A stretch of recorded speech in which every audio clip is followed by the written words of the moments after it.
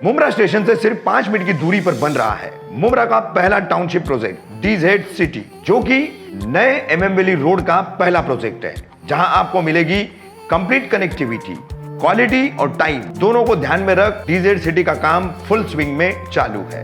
अब तक ground +2 shops ready होने पर हैं। स्कूल्स, मार्केट, स्टेडियम और हॉस्पिटल जैसी फैसिलिटीज डीजेड सिटी के करीब अवेलेबल हैं। डीजेड सिटी ऑफर करता है फ्लेक्सिबल पेमेंट प्लान्स, ताकि आप अपने सपनों का घर आसानी से ले सके।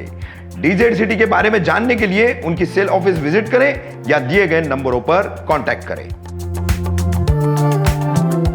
जन्मदिन के मौके पर देश के हालात पर बोलते हुए विधायक जितेंद्र आव्हाड ने विरोधियों पर भी साधा निशाना।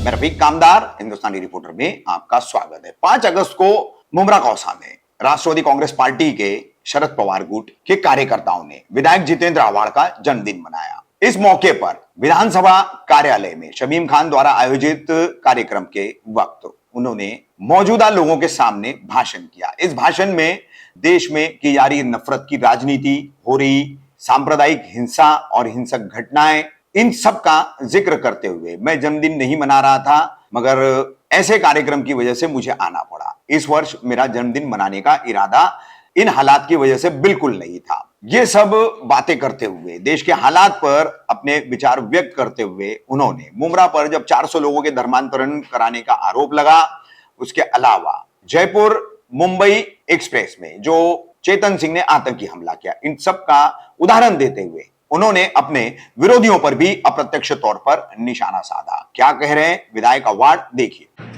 आज सभी शमीम भाई, शालू पठान, बबली शर्मा, हमारा जावेद मेडिकल, गुड्डू कालू, जफर हमायूं, मेहरा, मर्दान मलिक, इम्तियाज गुड्डू, इब्राहिम राउत, सोहेल लोगड़े,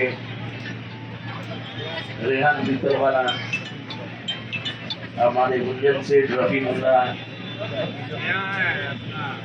रिजवान शेख, शेख साहब, सभी मौजूद यहाँ बाला गोटे सब यहाँ पे मौजूद है। बच्चे लोगों के लिए एक अच्छा कार्यक्रम शमीम भाई ने लिया। मैं आज हालांकि बर्थडे मना नहीं रहा हूँ, पर शमीम भाई ने बहुत ज्यादा जिद पकड़ी कि नहीं, आपको आना होगा। मैंने कहा फूल शाल वगैरह में नहीं दूंगा। देश में जो घटनाएं घट रही है उससे अगर मेरे जैसे आदमी को दुख नहीं होगा तो फिर भी जीने के लायक नहीं। जिस तरीके से मणिपुर में महिलाओं को नंगा करके पुलिस के सामने रेप किया गया है और आज तक उन आरोपियों को अरेस्ट नहीं किया जाता है, ये देश में नहीं चल सकता है। आज वो है, कल हमारी बहन होगी।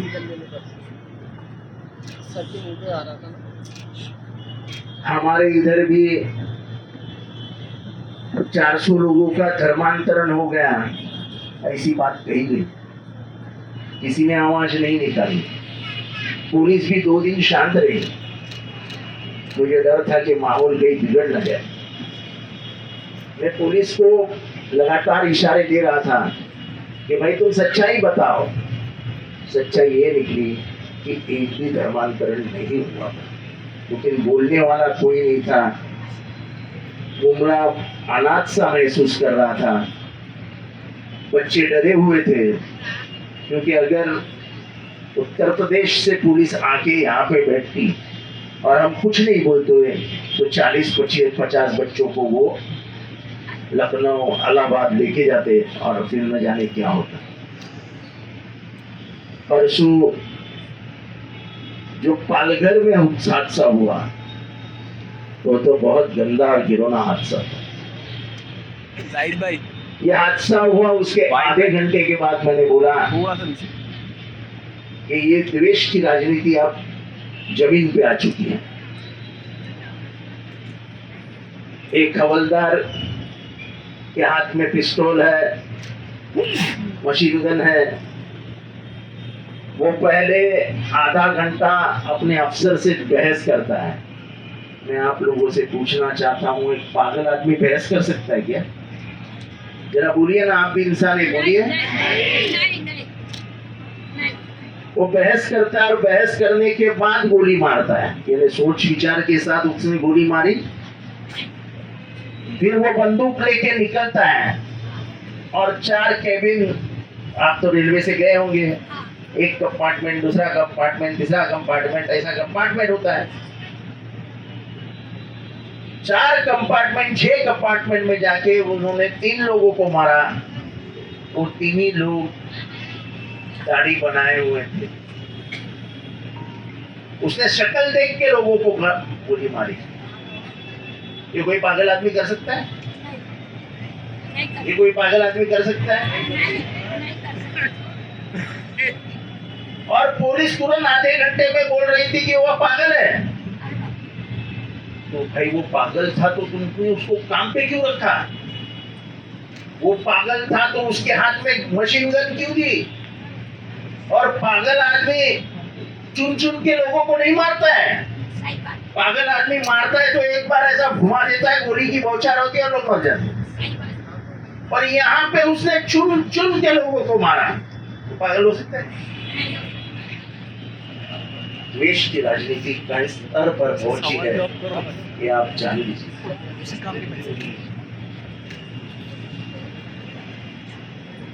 देश में हर तरीके से ये देखा जा रहा है कि हिंदू मुसलमानों को अलग अलग किया जाए, पर गंगा जमनी की तहजीब जो हमारे बीच में मौजूद है वो हमको अलग नहीं होने देगी। हमारा संविधान हमें अलग नहीं होने देगा।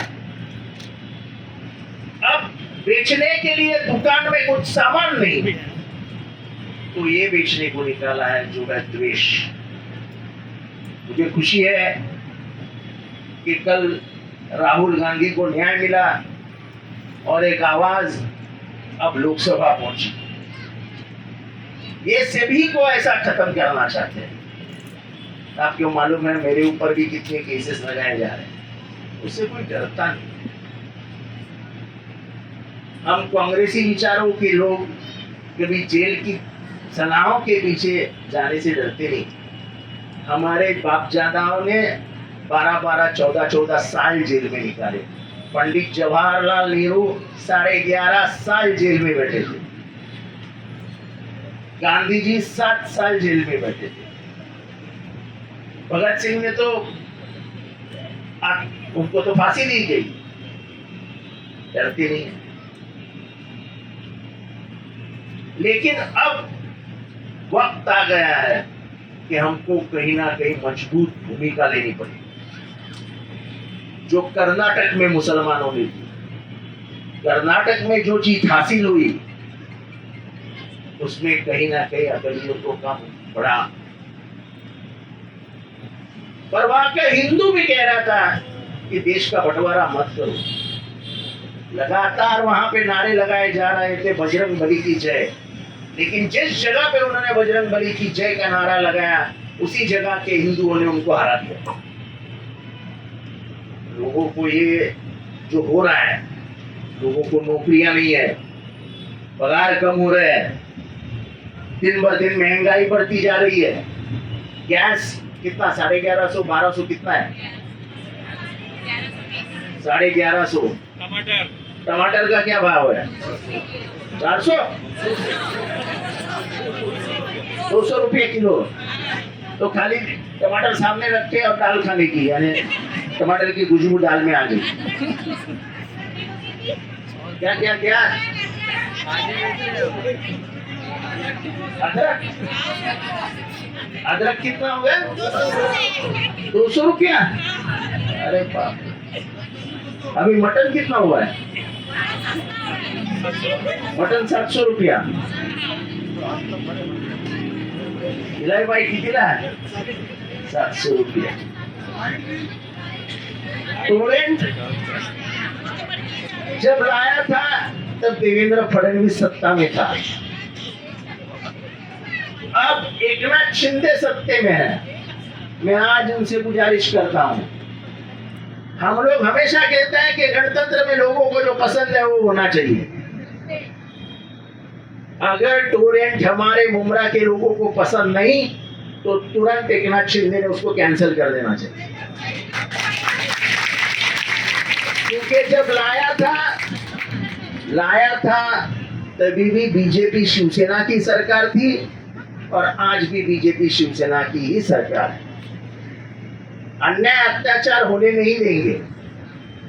टोरेंट में कोई अन्याय अत्याचार हो रहा होगा तो ये है, इनको बताइए क्या हो रहा है। अपन टोरेंट को ताला ही लगाएंगे।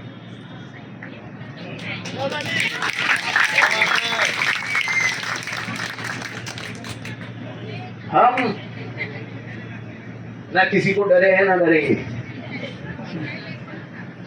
पुलिस क्या करेगी, ज्यादा से ज्यादा 2-4 दिन सलाखों के पीछे रख दे, उससे कुछ फर्क नहीं पड़ता है। लेकिन लड़ाई जरूर लड़ेंगे, और खास करके ये लड़ाई हमारे संविधान और धर्मनिरपेक्ष भारत उसके लिए लड़ती है। हमारा संविधान जीवंत रहेगा, जिंदा रहेगा तो आप और मैं जिंदा रहेंगे, वरना जिस दिन संविधान टूट गया मान लो कि आपका सब खात्मा हो जाएगा। आज भी मणिपुर जल रहा है, आज भी औरतों को बेनकाब किया जा रहा है, कोई ध्यान देने को तैयार नहीं। हरियाणा में क्या हो रहा है, नूह में क्या हो रहा है, हर जगह पे सिर्फ अकलियतों को घेरा जा रहा है, क्योंकि आने वाले लोकसभा में हालात कुछ बिगड़ते हुए सत्ताधारियों को नजर आ रहे हैं। तो फिर उनका आखिरी हथियार क्या है? तो हिंदू मुसलमानों की लड़ाई। पर मुझे लगता है कि मुसलमान भी बहुत होशियार हो गए और हिंदू भी बहुत होशियार हो गए, आपस में लड़ने को वो तैयार नहीं है। वो जानते हैं कि सियासत और राजनीति के लिए हमारा इस्तेमाल हो रहा है। हमारे हाथ में तलवार देके बड़े नेता, तो तुमने सुना है कभी बड़े नेता का कोई बच्चा मरा हुआ?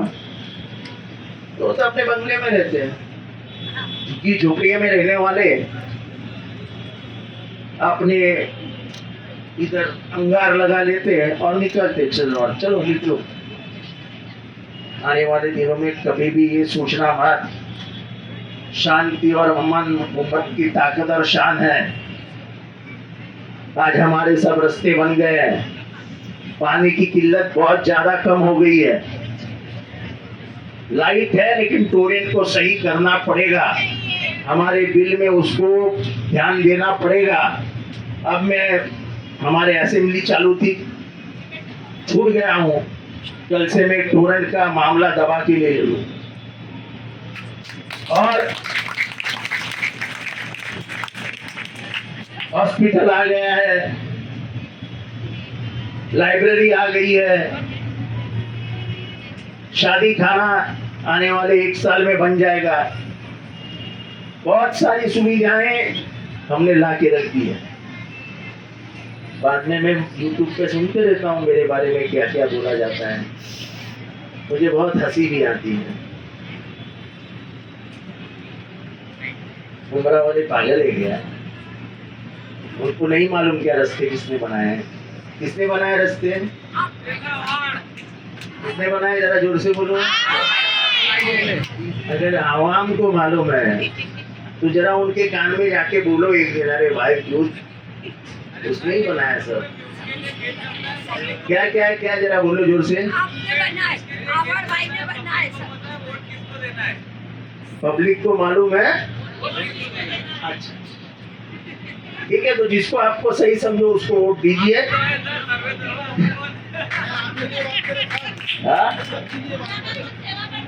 ठीक है ना, मेरे को मालूम नहीं गणतंत्र है, कौन किसके दिल में क्या है मालूम नहीं, जिसको चाहे आप वोट दे सकते हैं।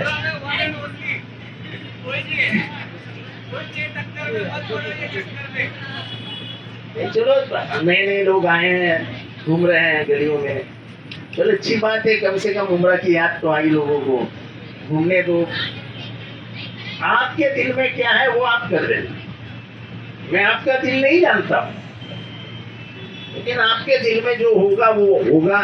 अगर अल्लाह को मंजूर होगा कि जितेंद्र आव्हाड ने काम किया है तो कामयाब हो जाऊंगा। देने वाला इज्जत वो है, लेने वाला इज्जत वो है। अपने को तो ये नहीं करना। जो जिम्मेदारी मेरे कंधे पे आई मैंने उसको निभाया।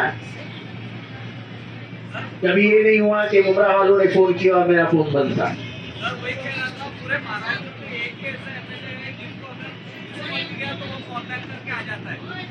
नहीं, मुझे दुख इस बात का है कि जब 400 धर्मांतरण की बात इधर हुई, किसी ने इसके बारे में बात की? जो जयपुर के ट्रेन का हादसा हुआ, किसी ने बात की? हर बात करता कौन है? और मुझे फक्र है कि किसी की हक की लड़ाई लड़ने के लिए मैं मेरे जिंदा रहने को भी, दूसरे का हक जान से बड़ा नहीं। जान चाहे लेकिन उसका हक नहीं जाना चाहिए। जिस तरीके से जयपुर ट्रेन में किया गया, ये हादसा इशारा है कि इस देश में अब ट्रेन से चलने के लिए भी मुसलमान डरने लगेंगे। और अगर ये माहौल सुधरा नहीं गया तो ये देश टूटने के कगार पे है। जो मणिपुर में हुआ उसके बाद मेघालय के चीफ मिनिस्टर ने कहा कि तुम सुधर जाओ वरना हमको ये देश छोड़ना पड़ेगा। हमारे बाप दादाओं ने ये देश एक रखा और एक रखने के लिए हमारे हाथ में दिया। अगर हम इस देश को एक नहीं रख सके तो उन्होंने अपनी जानें क्यों गंवाई? हमारे स्कूल के बच्चे यहाँ पे हैं म्यूनसिपालिटी के। आने वाले दिनों में म्यूनसिपालिटी के सभी टॉयलेट्स को रिपोर्ट किया जाएगा, सभी बिल्डिंगों को कलर किया जाएगा। जितना भी काम स्कूल में है सब स्कूल का काम कल परसों से शुरू हो जाएगा। एक नई स्कूल आपके हाथ में दी जाएगी। बाकी मुझे नहीं लगता है रास्ते कहीं पे बाकी है, कहीं बाकी है रास्ते। बाकी सब सुविधाएं तो है आपके पास, कुछ नहीं रहेगी तो इन लोग है करने के लिए और मैं बैठा ही। आपकी दुआओं में हमेशा याद रखना। अब आपकी दुआओं की ताकत ही मुझे आगे बढ़ाएगी। मैं इतना ही कहूँगा, दुआओं में नाम के साथ याद रखना। खुदा हाफिज़।